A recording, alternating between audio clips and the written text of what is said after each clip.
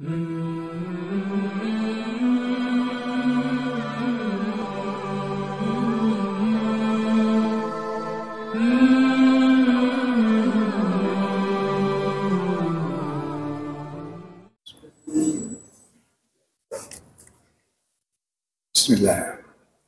Assalamualaikum warahmatullahi wabarakatuh. Alhamdulillahi rabbil alamin. Wa bihi nasta'in ala umurid dunya waddin. Wassalatu wassalamu ala asrafil anbiya'i wal mursalin wa ala alihi wa ashabihi ajma'in. Amma ba'd. Pertama dan terutama sekali, syukur alhamdulillah senantiasa kita panjatkan kehadirat Allah Subhanahu wa taala telah mencurahkan kepada kita begitu banyak nikmatnya, nikmat iman, nikmat Islam, itu merupakan nikmat yang terbesar.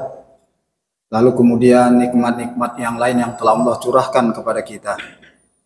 Tidak ada satupun makhluk di dunia ini, di muka bumi ini, yang tidak kedapatan atau mendapatkan nikmat Allah. Jadi nikmat Allah itu baik besar maupun kecil, semua makhluk mendapatkannya.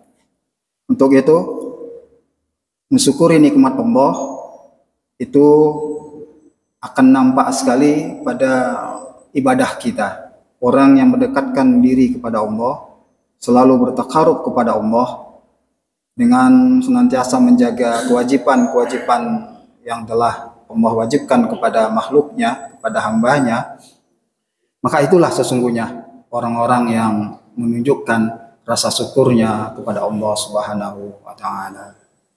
Salawat dan salam tidak lupa kita aturkan kepada junjungan Nabi kita Nabi Muhammad sallallahu alaihi wasallam serta keluarga dan para sahabat-sahabat beliau. Para jamaah salat maghrib, insya Allah kita semua sama-sama mengharapkan rahmat dan ridhonya. Allah berfirman di dalam Al-Quran surah At-Tin ayat 4, A'udzubillahi minasyaitonir rajim. Laqad khalaqnal insana fi ahsani taqwim.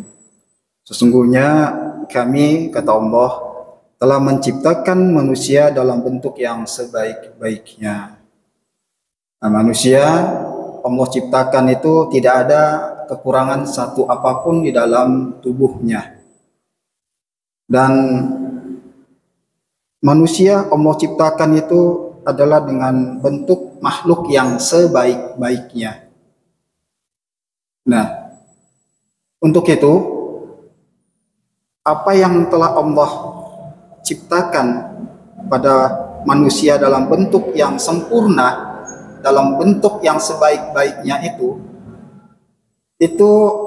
di dalam tubuh manusia itu diantaranya itu ada yang disebut dengan persendian. Sendi, itu yang bahasa yang selalu kita dengar.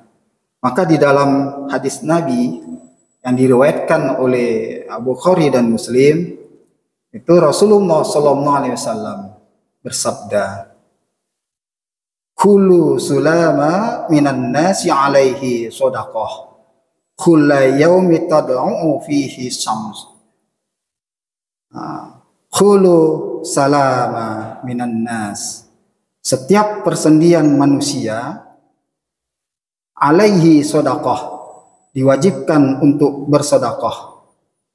Kulla yaumin, setiap harinya, tadlu'u fihi sama, dimulai pada matahari itu terbit. Nah, di dalam hadis Nabi sallallahu alaihi wasallam ini hadis sahih, diriwayatkan oleh Bukhari dan Muslim. Itu Rasulullah sallallahu alaihi wasallam di dalam hadisnya itu menyebut sulama. Sulama itu artinya bermakna persendian. Ada juga yang mengatakan bahwa makna persendian itu tulang. Maka kalau kita buka kamus besar bahasa Indonesia, itu persendian itu pertemuan antara satu tulang dan tulang lainnya, maka itu disebut dengan sendi. Umpamanya tulang tangan ketemu dengan tulang apa nih? Nah, ini namanya sendi. Kemudian kaki itu ada tulang kaki dengan paha itu ada di antaranya itu disebut dengan sendi. Nah, maka makna dari sulama itu adalah persendian dan bisa juga dimaknain dengan tulang. Ibnu Daqi al-Id beliau mengatakan, nah ini ahli bahasa ya, bahwa sulama itu adalah persendian yang ada di dalam anggota tubuh manusia. Lalu kemudian dinukil lagi oleh Ibnu Daqi bahwa Al-Qadiyah, seorang ulama besar Syafi'iyah, beliau berkata, pada asalnya kata sulama itu bermakna tulang telapak tangan, tulang jari-jari, dan tulang kaki. Kemudian kata tersebut digunakan untuk tulang lainnya dan juga persendian. Jadi pada hakikatnya apa yang dimaksud oleh Rasulullah sulama ini dengan memaknainya dengan arti adalah sendi. Nah, maka di dalam hadis Rasulullah SAW ini, itu faedah pertama yang dapat kita ketahui dalam hadis itu, kullu sulama alaihi sodaqah. Nah, itu Rasulullah SAW mengatakan alaihi sodaqah. Itu bentuknya itu menunjukkan wajib. Bentuknya menunjukkan wajib. Maka dalam hal ini persendian manusia itu yang dimaksud oleh Rasulullah di dalam hadisnya itu mempunyai kewajiban untuk bersedekah setiap harinya. Diwajibkan. Nah, itu dimulai dari bangun tidur. Nah, untuk apa itu? Maka disebutkan dari dalam penafsiran hadis ini bahwa dalam hal ini setiap orang yang bersyukur kepada Allah itu hendaknya setiap paginya dia itu bersedekah atau bersedekah atas persendiannya itu dengan maksud keselamatan pada dirinya, baik keselamatan pada anggota tubuhnya dan kesehatan tubuhnya secara umum. Nah, ini yang dimaksud oleh faedah hadis Rasulullah SAW ini. Jadi di situ ada disebut alaihi sodaqoh. Alaihi sodaqoh itu mempunyai arti atau bermakna bahwa itu menunjukkan wajib. Nah, maka di dalam hadis ini ketika Rasulullah menyampaikan ini kepada sahabat, lalu kemudian Rasulullah SAW itu menyampaikan di dalam hadisnya bahwa di dalam diri manusia itu ada 360 persendian. Lalu diwajibkan sedekah dari setiap sendinya itu. Maka dari 360 persendian manusia itu diwajibkan sedekah dari setiap sendinya itu. Setiap hari wajib. Nah, lalu kemudian para sahabat bertanya, siapa yang mampu yang demikian wahai Rasulullah? Itu 360 itu banyak. Setiap hari lagi. Lalu beliau Rasulullah SAW menjawab bahwa engkau memisahkan dua orang yang sedang bertengkar, engkau mengislahkan mereka, itu sudah termasuk engkau bersedekah atas 360 persendianmu itu. Lalu kemudian engkau berjalan kaki menuju ke masjid, itu juga termasuk. Lalu kemudian engkau berkata yang baik, berkata yang ma'ruf, itu juga sudah termasuk engkau bersedekah atas persendian engkau yang 360 itu. Kalau itu tidak juga engkau bisa lakukan, engkau laksanakan, maka Rasulullah SAW menyebutkan di dalam hadisnya, fa'ilam tazid farok'ada duha tujrijak. Artinya, maka 2 rakaat sholat duha itu sudah mencukupkanmu. Maksudnya apa? Di dalam hadis Rasulullah SAW ini, itu yang 360 persendian kita, Itu kan Rasulullah mengatakannya itu sudah 15 abad yang lalu. Rasulullah mengatakan itu tentu dengan wahyu. Apakah Rasulullah pernah memeriksa? Pernah mencari tahu berapa sih jumlah persendian manusia itu? Itu Rasulullah di depan sahabat tuh mengatakan 360 persendian tubuhmu itu maka diharuskan untuk bersedekah setiap harinya. Rasulullah menyebutkan angkanya 360. Dan ternyata rupanya terjawab setelah ada ilmu pengetahuan yang modern ini ya. Itu ternyata memang tubuh manusia itu terdiri dari 360 persendian.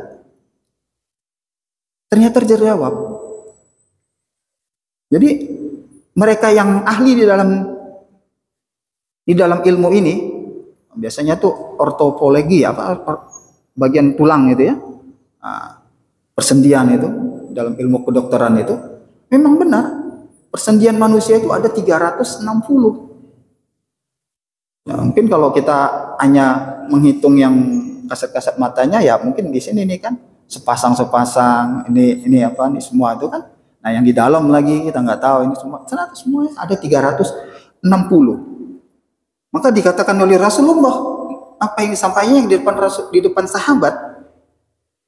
Maka itu menunjukkan bahwa engkau bersedekah atas persendianmu itu merupakan rasa syukur kita kepada Allah Subhanahu wa taala, dan juga disebutkan tadi di dalam hadisnya itu bahwa itu menunjukkan bahwa itu akan memberikan keselamatan pada tubuhmu, pada fisikmu, dan untuk memberi kesehatan secara umum pada tubuhmu.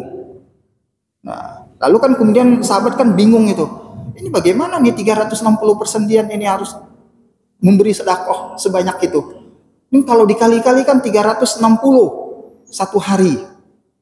Nah, kita nggak usah hitung materinya ya. Kita hitung 360 aja. 360 dikali 7 hari. Itu sudah berapa? Maka apa yang dikatakan oleh Rasulullah itu menjadi pertanyaan oleh sahabat, ini bagaimana caranya ya Rasulullah?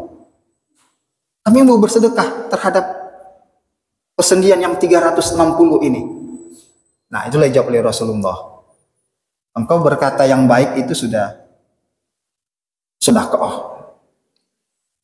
Lalu yang paling terkecil sekali, engkau menghilangkan sesuatu yang mengganggu perjalanan seseorang di jalanan, itu yang paling terkecil sekali. Itu termasuk engkau bersedekah atas persendianmu itu. Nah, lalu kemudian ditutup oleh Rasulullah karena Rasulullah melihat ini sahabat seperti kebingungan nih. Dapat nggak kita 360 kali dalam satu hari itu melakukan kebaikan seperti itu? Nah, kemudian Rasulullah menyebutkan di dalam hadisnya, engkau melaksanakan sholat duha 2 rakaat saja itu sudah terpenuhi yang 360 persendianmu itu bersedekah. Nah, di lain hadis kan ada disebutkan itu. Tasbihmu itu juga termasuk, tahmidmu itu pun termasuk, tahlilmu itu pun termasuk, itu semua sedekah. Tapi terhadap 360 persendianmu itu, maka Rasulullah menyebutkan dikarenakan sahabat agak sedikit kebingungan nih, begitu banyak sekali nih 360 satu hari, mana bisa kami melaksanakan sebegitu banyaknya untuk masing-masing persendian ini bersedekah. Untuk masing-masing persendian tangan, sedekahnya ini, persendian kaki, sedekahnya ini, sampai 360 begitu.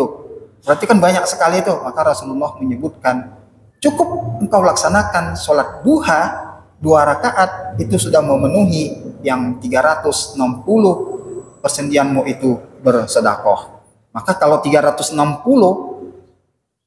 persendian dikalikan 7 hari, itu kan berarti bisa 2520 sedekah. Kita nggak sebut materinya dulu. Seperti itu. Ya.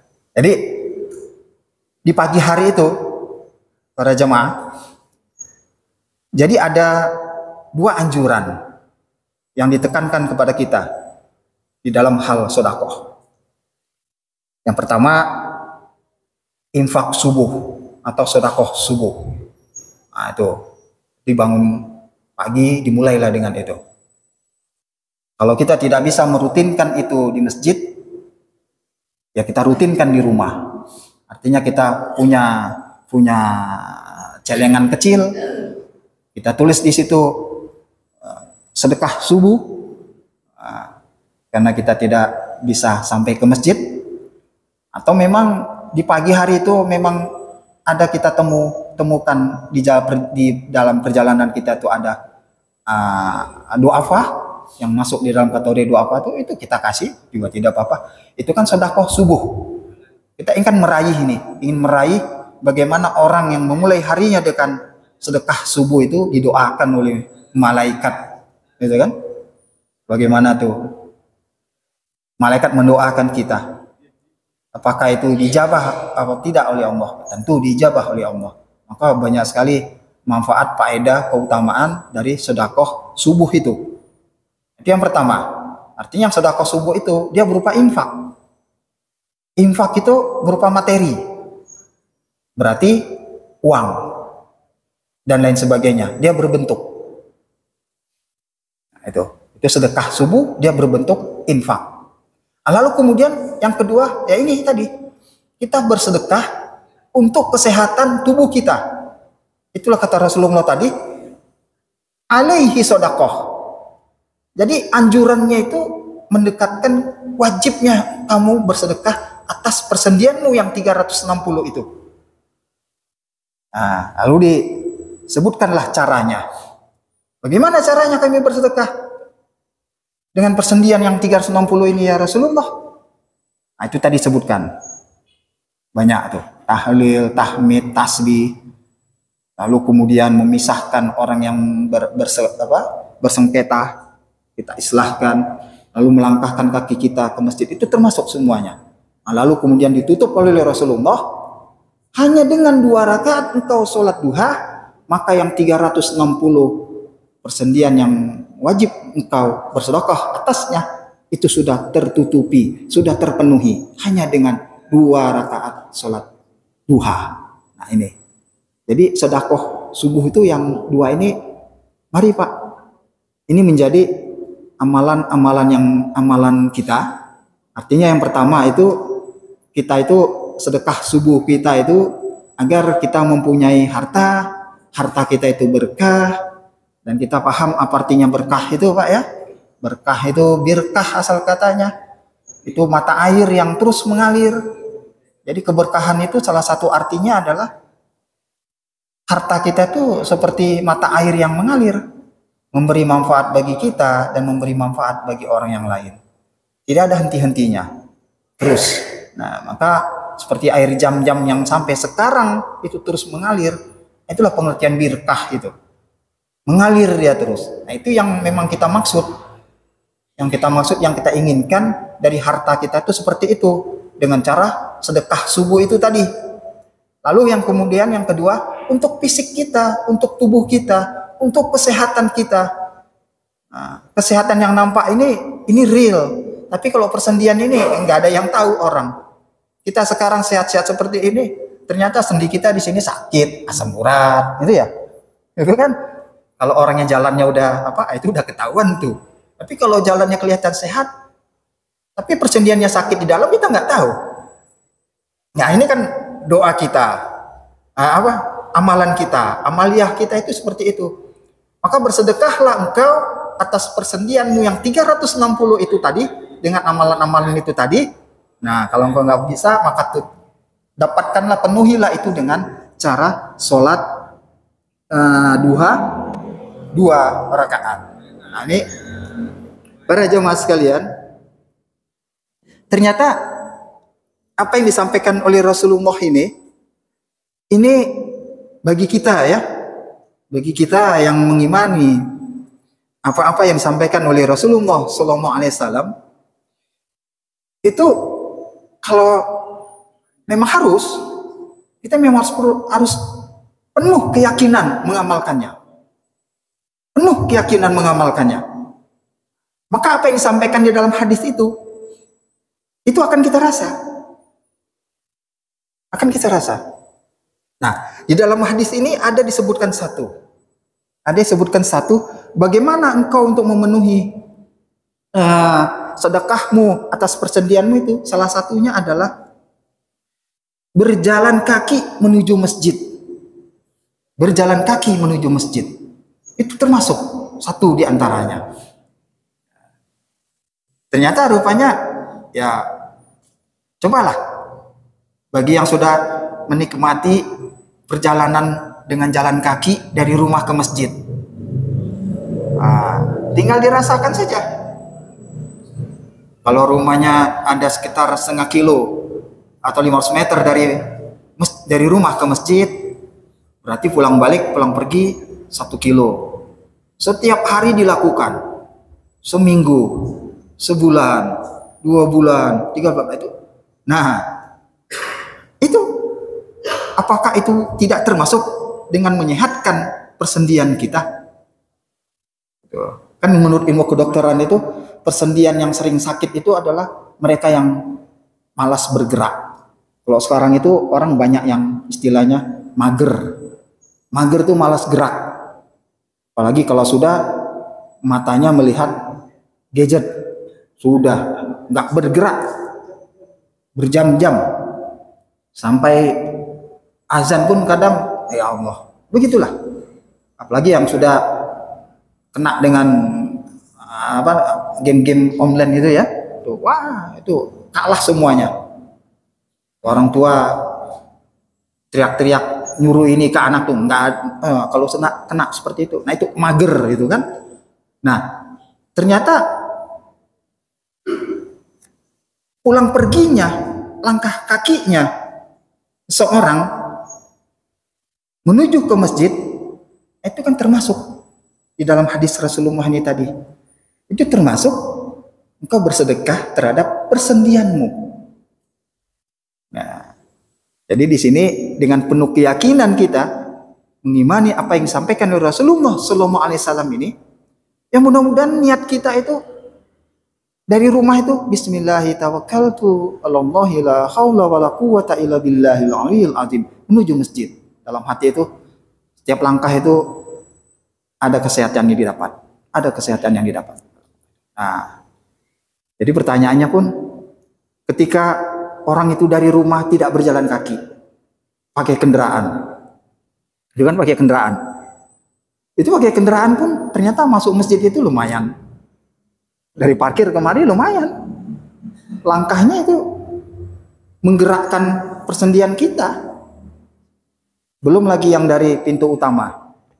Pintu utama, walaupun kita parkir di situ, dengan melihat jaraknya kemari sangat dekat, tapi situ ada tangga.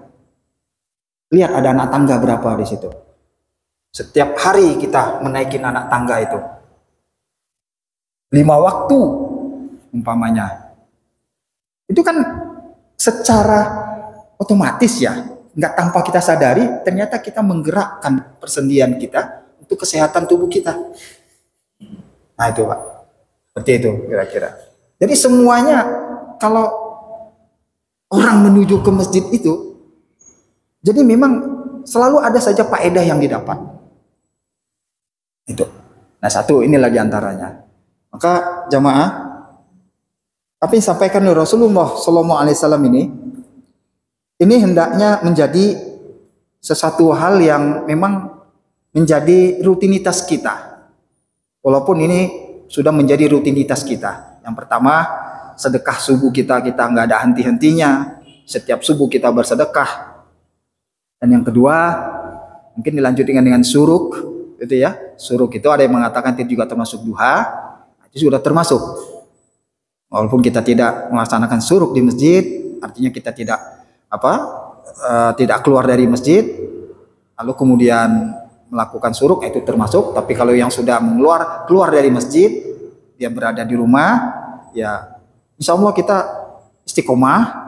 Dan kami pun masih belajar istiqomah ini terhadap sholat sunnah duha ini. Nah, jadi pertanyaannya kan sekarang bagi kita yang sudah nggak punya kegiatan lagi Pak, kesibukannya itu sudah tidak ada. Nah, mau apa lagi gitu, gitu lah.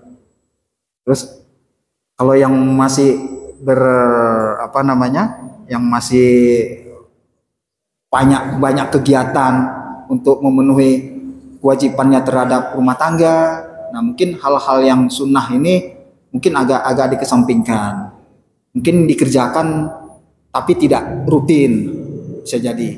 Nah tapi kan bagi kita yang memang sudah tidak punya kegiatan lagi di luar, kegiatan kita memang lebih banyak di rumah, nah hal seperti ini ya marilah, walaupun perkara sunnah, ini menjadi hal yang memang rutin lah kita lakukan. Nah, itu. Lalu kemudian para jamaah, menyangkut sholat duha,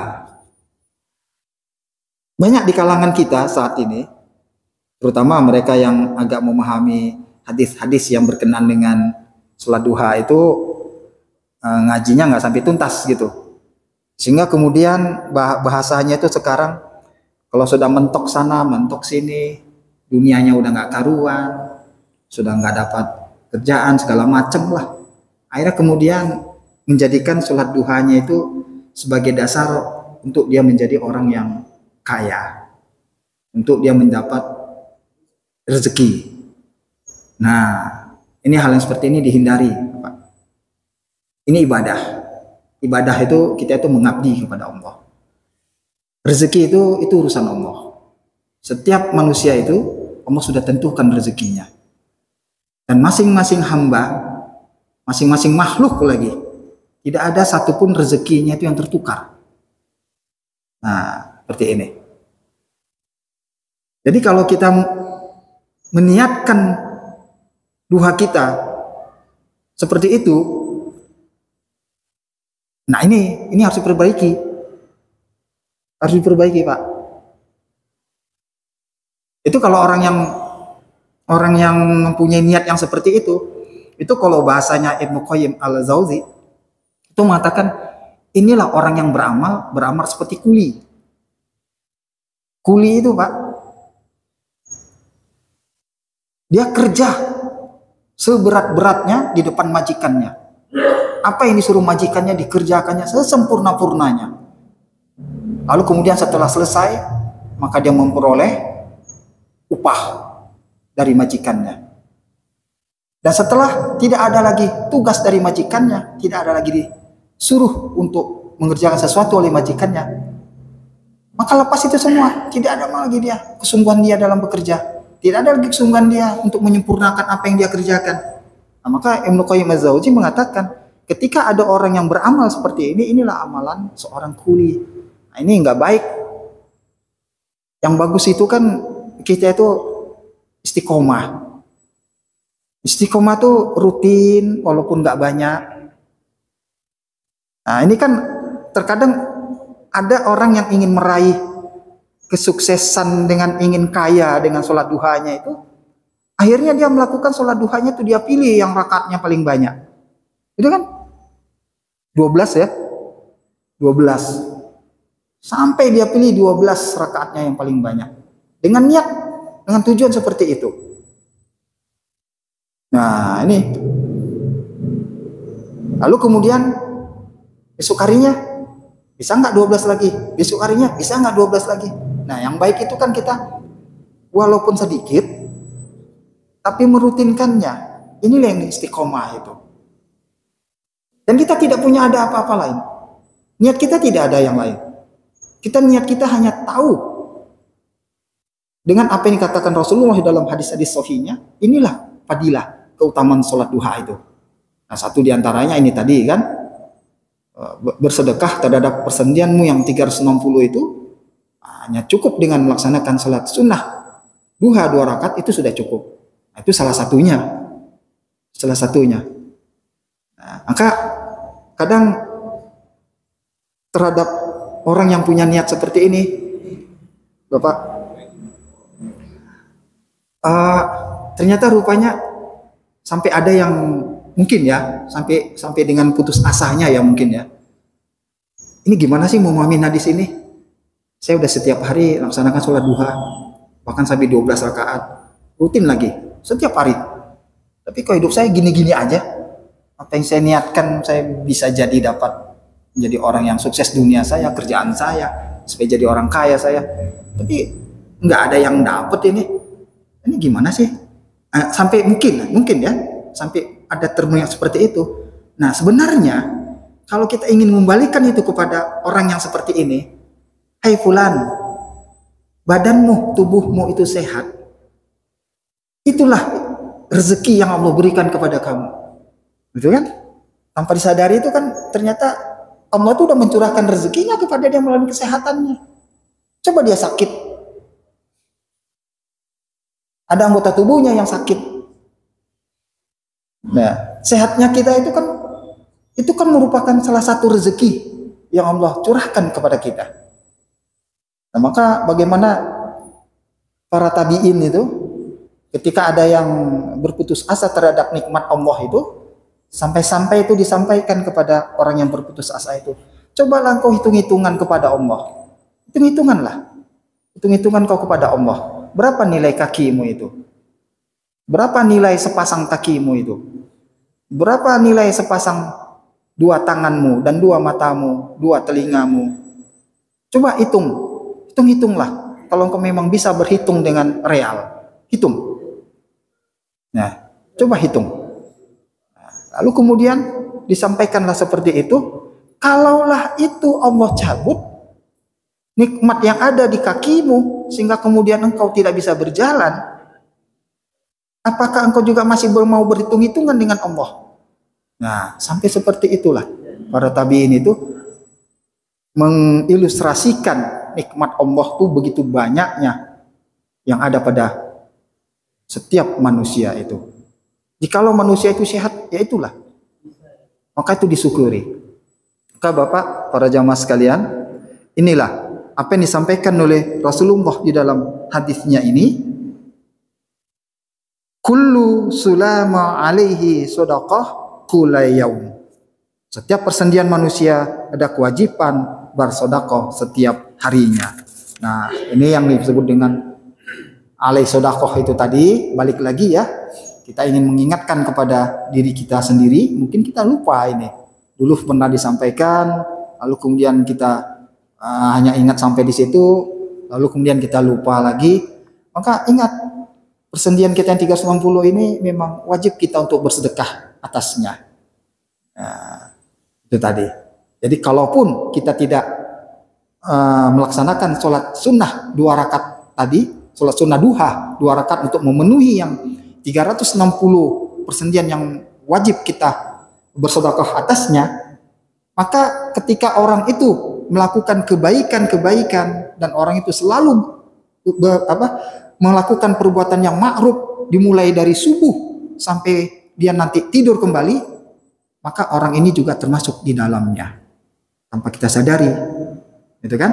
Nah, tapi kalau kita lihat hadis ini, yaitu tadi sholat sunnah 2 rakaat itu tadi, sholat sunnah 2 rakaat itu tadi memenuhi semuanya itu, yang 360 persendian yang wajib kita bersedekah atasnya. Pada zaman Rasulullah SAW itu pernah terjadi apa yang disampaikan oleh Ubay bin Ka'ab radhiyallahu. Beliau menuturkan bahwa itu ada seorang yang laki-laki yang memang tidak aku kenal. Lalu apakah ada yang lebih jauh rumahnya dari masjid daripada orang tersebut? Namun dia tidak pernah tertinggal sholat berjamaah. Maka suatu hari ada yang bertanya kepadanya, jikalau seandainya engkau membeli seekor himar keledai yang bisa engkau gunakan pada saat malam dan saat panas, dia menjawab, tidaklah membuatku gembira seandainya rumahku berada di samping masjid. Sesungguhnya aku menginginkan agar Allah mencatat bagiku langkahku ke masjid dan pulangku ke keluargaku. Nabi kemudian berkata, Allah telah mengabulkan dan memberi apa yang kau minta. Nah, ini dalam hadis ini sambungan dari apa yang disampaikan oleh Rasulullah, bahwa setiap langkah orang dari rumah menuju masjid itu satu diantaranya adalah dia itu bersedekah terhadap persendiannya. Nah, maka ketika ada sahabat yang seperti ini tadi, yang disampaikan oleh Ubay bin Ka'ab, itu sampai orang itu tidak mau naik kendaraan. Walaupun rumah saya di samping masjid, saya tidak mau. Rumah saya ingin lebih jauh dari masjid. Karena setiap langkah yang aku langkahkan kakiku menuju masjid, Aku menginginkan bahwa setiap langkahku ini ada nilainya. Lalu kemudian Rasulullah menyampaikan di dalam hadisnya ini bahwa apa yang kau niatkan, apa yang kau inginkan itu Allah telah mengabulkan dan memberi apa yang kau minta. Maka penafsiran hadis ini itu ternyata setiap kita keluar dari rumah melangkahkan kaki kita, setiap langkah yang kita langkahkan kaki kita itu kalau ada di dalam hati kita, ya Allah sehatkan aku, ya Allah sehatkan istriku, setiap langkah itu ya Allah sehatkan anakku, segala macam, ya Allah. Itu ternyata doa kita di langkah kita, kaki kita itu Allah kabulkan. Itu menurut di dalam hadis ini. Ini hadis riwayat Muslim dan Abu Daud. Demikian Bapak, mudah-mudahan ini ada sedikit bermanfaat bagi kita, berfaedah. Lebih dan kurangnya kami mohon maaf. Kita tutup majelis ini dengan doa kafaratul majelis. Subhanakallahumma wa bihamdika asyhadu an la ilaha illa anta astaghfiruka wa atubu ilaik. Assalamualaikum warahmatullahi wabarakatuh.